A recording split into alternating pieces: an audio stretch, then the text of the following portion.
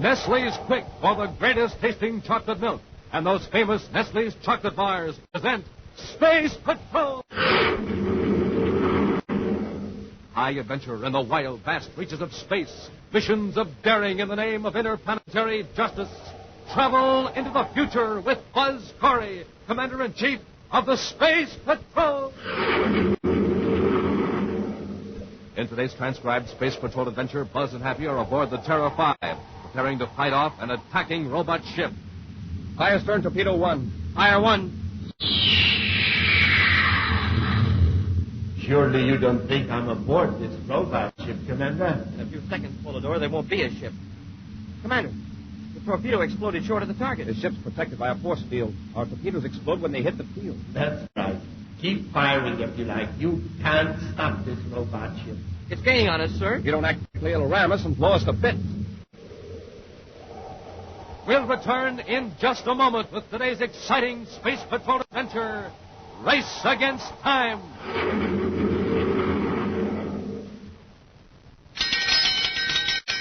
Come and get it! Come and get the coolest, most refreshing, most delicious glass of chocolate milk ever. Space Patrollers, that's Nestle's Quick. There's nothing in this universe that tastes so good, mixes so fast, and cools so well.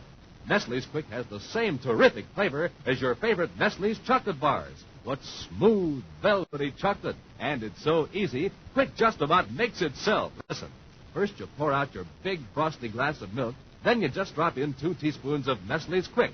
Swish it around for a second, and there it is, your Quick Me Up, packed with nourishment, full to the brim with cool refreshment, just what you want in this hot weather. So be sure you get Mom to bring home the big brown and yellow can of Nestle's Quick, so you can make yourself a glass of Quick anytime you like. And remember, this is the sound of good things coming. Come and get it! Come and get your Martian totem head, too. Boy, you'd better hurry because this offer is almost over. You can have tons of fun with your totem head because it's got magic forehead vision. You can see out, but nobody can see in. Today, send the lid or a tracing of the label from a can of Nestle's Quick, together with your name, address, and 25 cents, to Space Patrol, Box 686, St. Louis, Missouri. That's Space Patrol, Box 686, St. Louis, Missouri, and hurry! And now, today's Space Patrol adventure, Race Against Time. Commander Corey is waging a battle of wits against Polidor, the invisible mastermind behind a series of daring crimes. Although Buzz and Happy have captured several of Polidor's agents, the identity of the super criminal remains a mystery. Right now, the Commander and Cadet Happy are in the office of Neil Channing, Chief Chemist of the Solfex Products Company in Lowell City on the planet Mars. Channing's staff has just completed a laboratory analysis of a complex mixture of chemicals provided him by the Commander. Here you are, Commander. It's as complete and detailed as we can make it. Thanks, Channing. I'll check it over now if you don't. Go ahead. Well, you'll probably notice that in most of the items, our reports merely confirm the findings of your Space Patrol security lab experts. I'm sorry we weren't able to supply much new information. I don't expect miracles, Channing. At any rate, your independent tests cut down the margin of error. This paragraph on component 11. You've got data here that we don't have. No, we should have. After all, it's a product we make here at Solfex. We intend to market it under the trade name Lumaplex. Lumaplex? It's a synthetic mineral with several unusual properties. For one thing, it amplifies light. Lumaplex? That's a new one on me. Channing, I believe you said you intend to put it on the market. Yes, it's still in the experimental stage. Well, aren't you surprised that we should bring you a sample of it for analysis? Not especially. It's our policy here at Solfex to let small independent researchers experiment with our new products. Why, we even have high school chemistry students on our trial and error shipping list. Pays off, too. Some of our best commercial ideas have come from it. Mr. Channing, did you ever hear of someone called Polidor? Polidor? You don't mean this long-range ventriloquist who's been throwing his voice all over the solar system? Yes. This sample of powdered chemicals is the remains of the gadget he uses to project his voice. He calls it a detectoscope. For the materials you've found in this sample, Channing, could you construct a device that would act as a spacophone and viewscope combined? Some order. And could you make it so compact that it's the size of a half-credit coin and only twice as thick. Definitely not. I don't say it's impossible, but it's beyond the scope of our know-how here at Solfax. Well, it's not beyond Polidor's know-how. If we can find the man who put your Lumaplex to work, it might help us locate Polidor. To your knowledge, how many outsiders are working on Lumaplex? At least 10 individuals are firm. I can give you a list. Good. I'm not overlooking the possibility that someone here at Solfax might have found out more about Lumaplex than he told his employers. It's not a pleasant thought. I'm sure my employees are loyal, but I admit it's an angle you'll have to consider, Commander. Say, maybe it's none of my business, but do you intend to question everybody on that list I mentioned? Our agents will. Why? Well, would it help you if you had a little background on these experimenters, the general direction of their research? It certainly would. Then Gannett's your man. Rudolph Gannett. He's an amateur astronomer, and he keeps in touch with a lot of the small fry experimenters, crackpots and all. Would an astronomer know much about electronics and its Lumaplex? Gannett might. Remember I said he was an amateur astronomer. He was a research chemist before he retired. Now he's got a nice place outside Lowell City where he putters around making his own telescopes and all the paraphernalia that goes with him. Even molds and grinds his own lenses. Every new plastic that comes out, he makes optical tests on. He might be interested in work on Lumaplex because of its light amplifying properties. Mm-hmm. Now, since we're in Lowell City, we'll have a talk with him. Well, I'll tell you how to find his place. But I'm warning you, Commander. You'll be lucky if you can get Gannett's head out of the Milky Way long enough to talk to him. His mind is usually a million light years out in space. We'll take a chance. Thanks, Channing.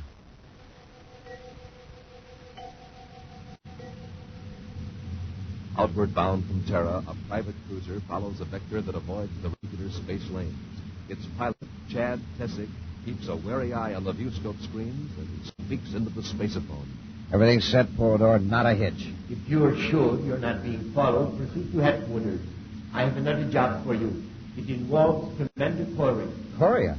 I thought Janik drew that detail. Yes, but unfortunately, an unforeseen move on Corey's part through Janikov's schedule. I want you to dispose of Corey before 1600 hours tomorrow. That's pretty short notice, isn't it? Perhaps. But I want Corey out of the way when our device puts the telecommunications center out of commission. Maybe we can figure a way to have Corey at the center when our gadget does its work. Yes, it would give me great satisfaction for Corey to be unhinged when the entire nerve center of his precious space patrol is burned out. The Omicron radiation would finish Corey, just like it's going to take care of everybody in the communications building. It's a tempting thought, but an attempt to maneuver Corey into the center of the second 1600 hours might arouse his suspicions and upset our plans. That shouldn't be hard. Corey's headquarters isn't far from communications. No, but Corey isn't on Terra. No, where is he? In Lowell City. It appears to me, Tessie, that Commander Corey's unhappy face will be among the important messages that the communication center will be unable to transmit. Hold it around. On a high hill some 60 miles from Lowell City is the home of Rudolph Gannett. It is not a spectacular residence, its only unique feature being a small dome that unmistakably identifies it as an observatory. In a library adjoining the dome, Gannett looks up from a list of names Commander Corey has just handed him. I see you have Professor Arlington's name here. Do you know him? Oh, quite well. I don't wish to see him on time, but you might as well cross his name off the list. Then you don't think he's working with Lumaplex? Playing with Lumaplex is more in Arlington's line, Commander. Please don't misunderstand me. Arlington is competent in his field.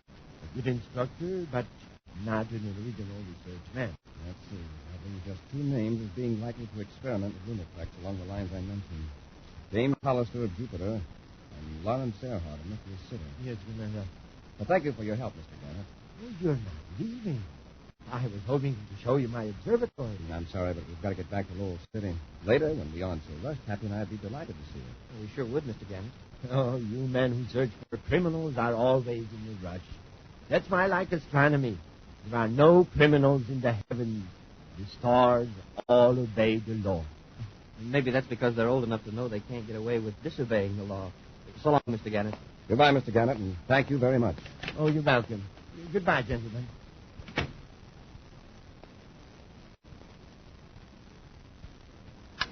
Tessie, are you there? Yes, sir. Corey and the kid just left. Keep out of sight. I took care of their surface car, Polidor. Give them 10 minutes to start. Then take my car and trail them. This time we've got to make sure.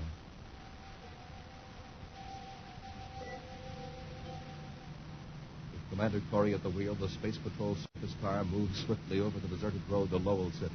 The many turns and grades in this stretch through the mountains keep Buzz and Happy from noticing the car following, a mile behind. Hey, we're making good time for this kind of road. What time is it? Well, I've got 11:16, but my watch is slow. What? You said Happy's watch isn't correct at a split second?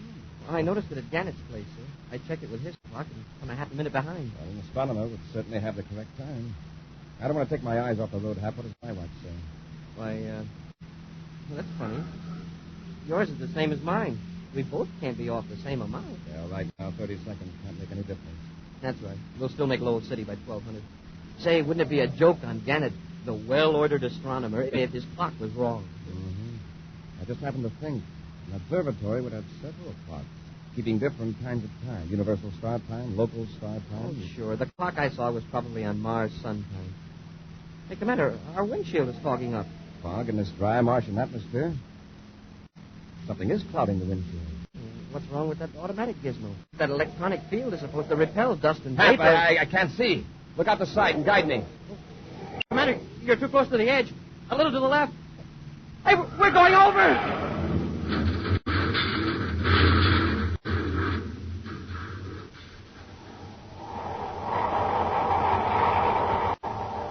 We'll return to Space Patrol in just a moment. Hi, Space Patroller. Hi, Captain Tufeld. Hey, you see, you got another keen man from Mars totem head in the morning mail. How many you got now? 3 and 4 more to come. Just wait. I'm going to have the biggest totem pole in the whole universe. Because I'm sending for totem heads just as fast as I can get box tops. Smart boy. And Space Patrollers, if you haven't started your totem head collection, you better get going right now. Because this terrific offer ends soon. And you don't want to miss out on the fun you can have with these neat totem heads. Wear them over your head, and from head to shoulders, you're in disguise. A man from Mars totem head is more than 12 inches high. And every one of them has magic forehead vision. Yes, sir, magic forehead vision. That's the special secret eye plate. You can see out, but nobody else can see in. And when you get lots of totem heads, you can build yourself an honest-to-goodness totem pole in your room or in your backyard, like I'm doing. Each totem head has a face in front and one in back, too. A beak-like nose, fang-like teeth, and ears that flop. And wait till you see those bright Martian colors. Red and yellow, green and black. Hurry, gang. Get your box top in your quarter and send for yours now. Remember, Space Patrollers, this offer soon ends. So for every totem head you want, send a Rice Chex or Wheat Chex box top, together with your name and address and 25 cents in coin, to Space Patrol, Box 686, St. Louis, Missouri. Don't forget your 25 cents. That's Space Patrol, Box 686, St. Louis, Missouri. This offer good only in the USA and may be withdrawn at any time. And now back to our Space Patrol adventure, Race Against Time. Buzz and Happy are in the surface car driving through a mountainous region of Mars after interviewing an amateur astronomer named Rudolph Gannett. Suddenly, the windshield of the car clouded up, and before Buzz could bring the car to a stop, it careened over the edge of an embankment. Now the car is tumbled to a stop in the soft dirt just a few feet from a straight drop-off. A moment later, another surface car rounds the bend and stops at the scene. A man gets out and ascends the slope toward the wreck. The two Space Patrollers lie motionless in the battered surface car. Then Happy moans and stirs. Suddenly, he's aware of a quick, firm grasp on his arm. A pressure that in 1 second tells Happy, even in his dazed condition, that Buzz wants him to remain quiet and feign unconsciousness. An instant later, the car door is yanked open. Well, you need job. Not quite neat enough, Jesse. One of them is still alive. I heard him moan. Oh, they're both out cold. I can finish them off easy. Keep your hands off the car. We don't want fingerprints. Okay, Polidor. I'll be careful. When you coated the windshield, you used too thin a solution. It should have clouded up instantly when I transmitted the energizing field from the observatory. Well, it worked okay. The windshield is clear now. It looked like Corey lost control and tumbled over the cliff. No, if he hadn't had time to slow down, he'd have gone completely down to the bottom. Anyway, Corey wouldn't be able to stop our little surprise party on Terra at 1600. Well, look, why don't I drag him out and toss him over the ledge? It looked like they were thrown out of the car. It's an excellent suggestion. But first, dispose of the detective stone. Can't you destroy it with the disintegrator impulse? Naturally, but you don't think I want Space Patrol investigators to find the powder in the car, do you? Yeah, that's right. They'd know the wreck wasn't an accident. Or find out that Gannett and Polydor are the same. Now, before you dispose of these two, throw the detectoscope over the leg. I'll disintegrate it in midair, and the powder will never be found. But remember, leave no clues. Be careful. Polydor out. Okay, Polydor. Here goes. I'll take care of these two guys. Come on, Corey. You're going over the cliff. I'll take over from here. Need some help, Commander? No. Except to carry Tessig up to his car. Oh, he got colder than he thought we were. Maybe. They give him a chance to check us. No, sir. Now we know who Polydor is. Since he disintegrated the detectoscope, he doesn't know we know him yet. You sure were right when you pegged Gannett as a phony. I'll notify Lowell City headquarters and send a couple of patrol ships to Gannett Observatory. That is, if our spacer phone works. That's dead. Maybe there's one in Tessig's car. Yes, and also a hidden detectoscope. Whether we use the spacer phone or not, Polydor will be tipped off that we're still alive. I guess a surprise attack on his observatory is impossible. We'll take Tessig to Lowell City. Then we'll send patrol ships to the observatory while I work on Tessig. I've got to find out what Polydor meant by a surprise party on Terra at 1600. Yeah, I heard that. Yeah, it sure can't be anything good. Remember, after we get near Tessig's car, not a word about Polydor, Tessig, or Terra. Maybe we can't keep him from seeing us with his detectoscope, but we can keep him on a hot seat, worrying about what we're going to do. After a fast and silent trip to Lowell City, Buzz dispatches 2 patrol ships to Polydor's observatory. Then, in the Space Patrol headquarters of the Mars capital, he questions Chad Tessig. Once more, Tessig. What's Polydor planning to do on Terra at 1600? Polydor? Yeah, I don't know what you're talking about. All right, then. Gannett. I heard the whole conversation back at the wreck. Polydor is Gannett, and you're working with him. You've been working too hard, Commander.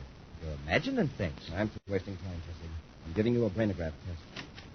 Excuse me, Commander. Yes, Happy? The patrol just reported in from the observatory. Polydor was gone, I suppose. Yes, and so was that small atmosphere ship we saw parked near the house. The agents are searching the place from top to bottom looking for evidence. Get anything out of Tessig? No. The brainograph will fix that. Oh, another thing, sir. The local lab men went over to Tessig's car. They found some more powder. Polydor had a detectoscope in there, all right. Now get this, Tessig. If anything serious happens on Terra in the next few hours, we're going to hold you personally responsible. You can't do that. It's not fair. Huh. Look who's talking about fairness. Tessig, I know Polydor has planned a catastrophe for 1600 on Terra. You can help prevent it. If you don't, you'll take the consequences, and Polydor can't protect you. All right.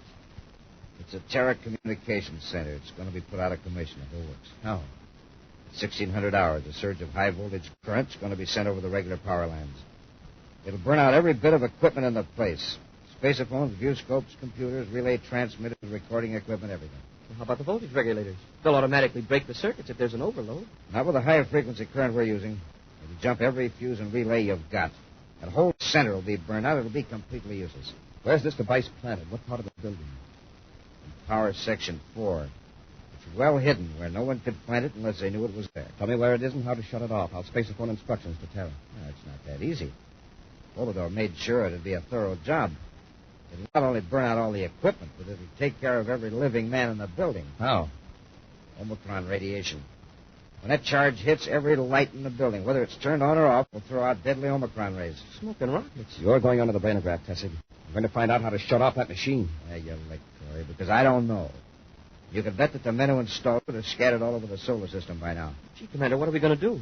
You can't do anything. Tessig, if that machine were right in front of you, could you figure out how to shut it off? I think so. But I'm on Mars, and the machine's on Terra. That can be fixed. I'm taking you to Terra. But you can't make it by 1600. Try. Come on, Hap. Let's get him to the ship. With Tessig locked securely in an aft compartment, the Terra 5 roars toward Terra. For the 10th time in the past hour, Happy has recomputed their vector, weighing space against time in endless calculations. It's going to be close. It's going to be close. What do you figure now, Hap? It's our ETA. 15:50 and 25 seconds. Less than 10 minutes to get from the spaceport to the communications center. And we don't know how much time Tessig will need to shut that thing off. We could take more acceleration, but I don't know about Tessick back there. We've got to keep him healthy and alert. When we drag him into communications, he'll be alert enough. He'll have to be to save his own skin. I'll increase acceleration a little. We can cut down our travel time another 5 minutes. Hap, look at the rear view scope. A spaceship on our tail, and it's gaining on us. That looks like trouble. Polidor, the acceleration must be terrific. It's probably under robot control. I'll challenge him and find out. Panacori aboard Terra 5, calling spaceship. Now 5 DUs astern on our vector, following Space Meridian 125. Request identification. Acknowledge. Have they stand by to fire space torpedoes. Standing by, sir. Still coming on. Corey aboard Terra 5 to unidentified cruiser. You're on a collision course with this ship. Unless you acknowledge and change vector, you'll be fired upon. Very well, Commander. Go ahead and fire. It's Polidor, all right. Polidor, we've changed vector, and your ship is still tailing us. I'm giving you one more chance. I'm on target, sir. Fire stern torpedo 1. Fire 1. Surely you don't think I'm aboard the ship, Commander? In a few seconds, there won't be a ship. Commander, the torpedo exploded short of the target. Something must have been wrong with the proximity fuse. No, Cadet. This ship is protected by a force field.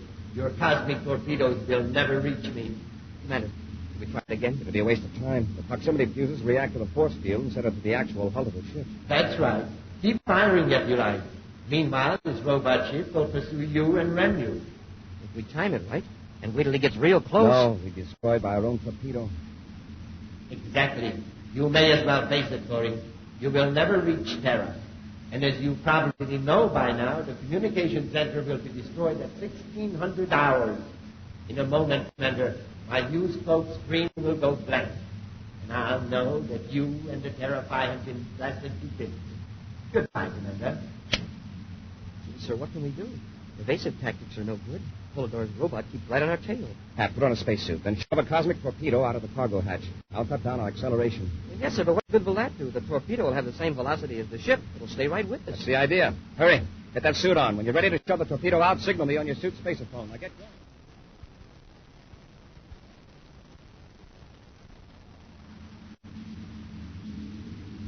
Happy to Commander Corey. Go ahead, Hap. The hatch is open. Torpedo's ready. Have you disconnected the proximity fuse? Yes, sir. All right. Better cut our acceleration. Push the torpedo out, but take it easy. It'll explode on contact. It's clear of the ship, sir.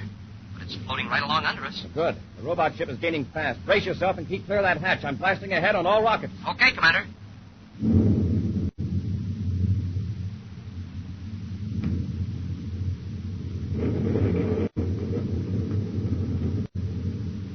Everything all right back there, Hap? Yes, sir. But there was a big flash of light astern. That was Polidor's robot ship colliding with a torpedo. When I accelerated, we pulled ahead fast and left the torpedo behind. And the robot smacked it instead of us.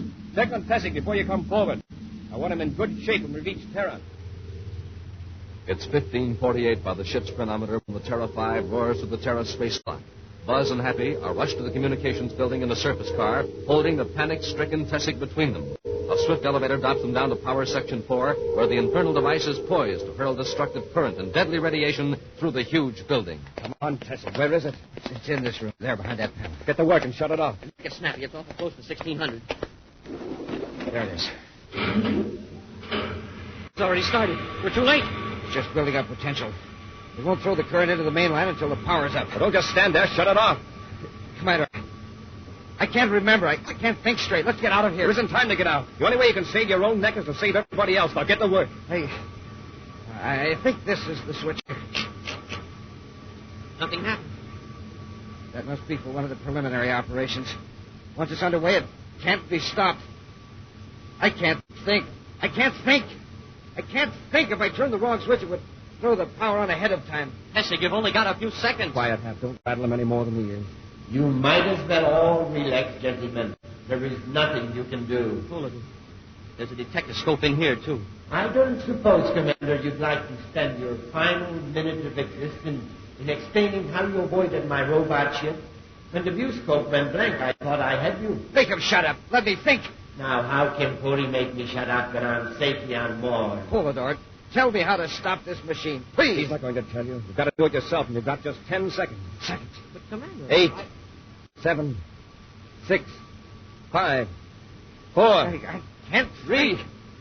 2, 1. Something's gone wrong. It's not going to go on. Those fools, those bungling fools. There's only one thing that could be wrong. They forgot to set the final locking switch. The locking switch. Which one is that? This one, right here. But it's in position. That's all I wanted to know.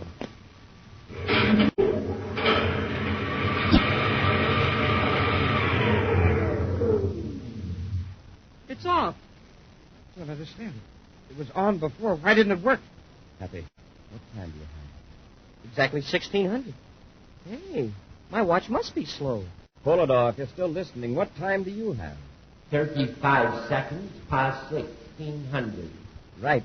By Mars local sun time. I was hoping you'd be too excited to remember there's 30 seconds difference. But, Commander, you were counting off the seconds. By Mars sun time. The machine was set by universal star time. Polidor thought his machine was out of order and obligingly told us how to fix it. Next time, Corey, you won't be so lucky. We'll meet again soon, Polidor. And I'm looking forward to it. Yeah, Polidor. And next time, we'll fix your clock. Ha! In just a moment, a preview of next week's exciting Space Patrol adventure brought to you by Rice Chex and Wheat Chex, the bite-sized cereals in the red and white checkerboard packages.